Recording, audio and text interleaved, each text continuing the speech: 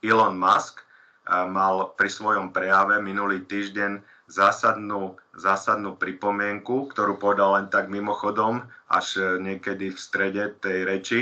že USA nepristáli s ľudskou posádkou na mesiaci iba automatické sondy, pretože po preverení archívu CIA zistil, že tí kozmonauti, ktorí mali byť údajne na mesiaci, boli v tom čase vždy ukrytí v rôznych tých rekreačných zariadeniach, napríklad v Kalifornii, a vlastne už predtým, že mu to hovoril jeho priateľ, režisér Kubrick, ktorý 3 dní pred svojou smrťou priznal na hodinovom videu, že nafilmoval v Hollywoode tie pristátia na mesiaci, tak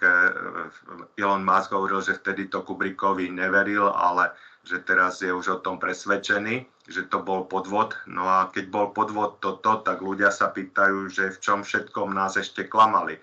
Vychádza na povrch podľa údajov nového vedenia Trumpovej administratíve, že ten COVID naozaj bola plánovaná akcia, že očkovanie naozaj bolo určené na depopuláciu a podobne, tak ľudia sú znepokojení a keď sa tieto informácie dostanú do Európy a pravda sa vlastne vyjde na povrch, tak to môže mať oveľa väčšie dôsledky ako porážka Západu na Ukrajine. Európska únia zakazuje hovoriť pravdu, cenzuruje stále, má snahu zakázať slobodu slova, dokonca sa hovorí, že nehovorte, že vo víne je pravda, lebo ho Európska únia zakáže.